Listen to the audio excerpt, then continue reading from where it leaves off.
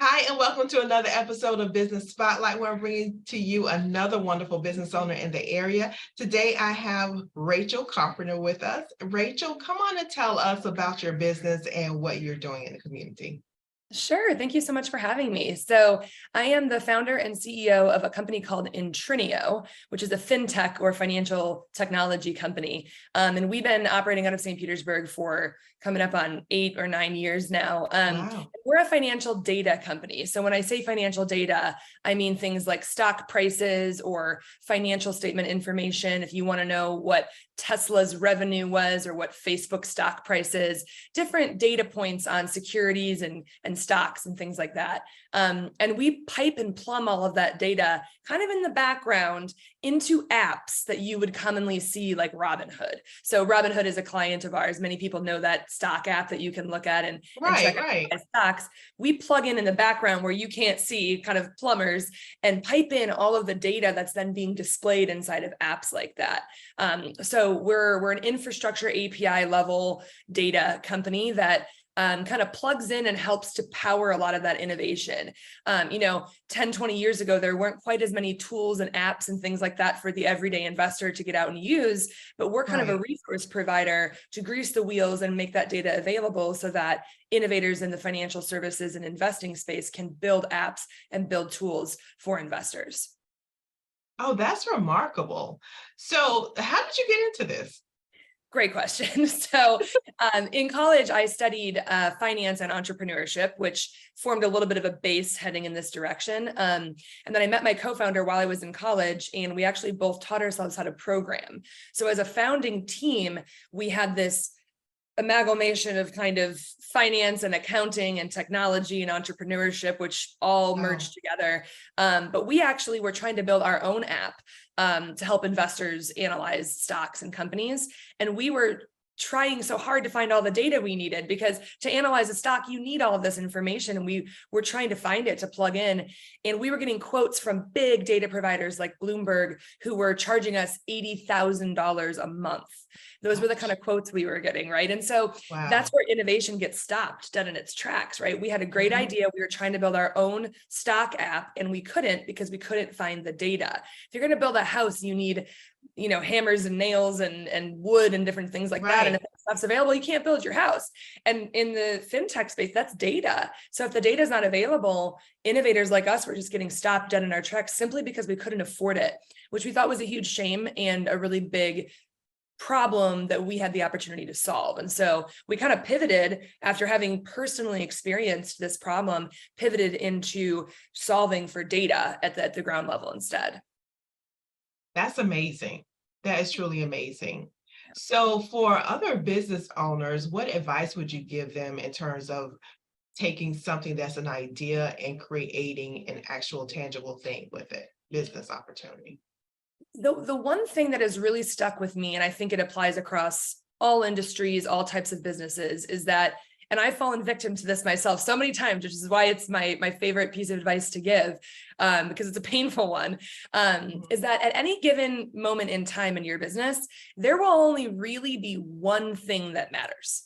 And it's hard to admit that, but there is typically only one thing that is going to move the needle, one point of focus for you and your team.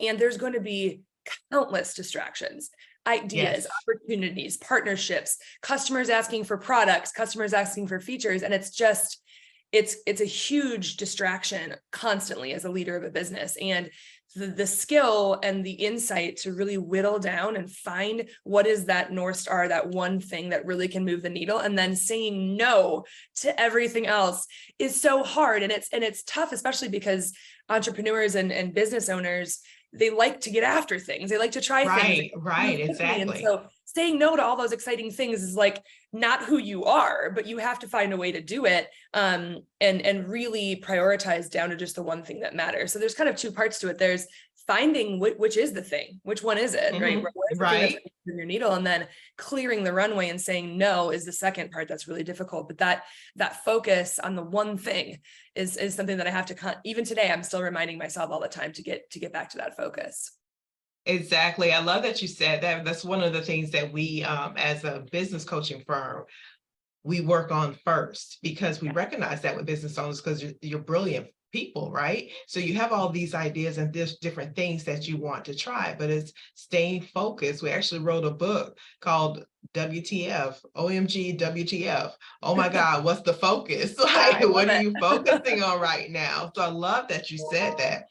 How did you determine, like, what were the elements? Because I know we use a lot of goal setting and action planning. So what is it for you that's allowed you to stay focused?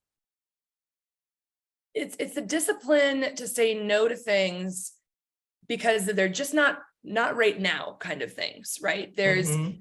temptations to work on things, but you have to figure out to your point, what is the goal of the business, right? And in the early stages, it's oftentimes survival, right? It's fun. Right, Maybe right. fundraising is your North Star. Maybe getting your first Mhm. customer and saying no to all the other customers just to close that customer, right? It's, what is the motivation? Are you in survival mode? What is it going to take to survive? Okay. Are you in scale Absolutely. mode?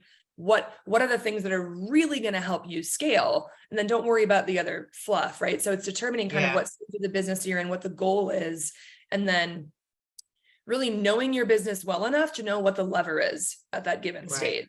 And there's going to Awesome. be other levers and other things that are important, but are they important right now? Now, Is the exactly. question to ask yourself. Yeah. I love it. So tell us, who is your ideal client? Who do you work with the most? So we work primarily with fintech companies. So Robinhood is the best example, right? Acorns is another one that a lot of people know.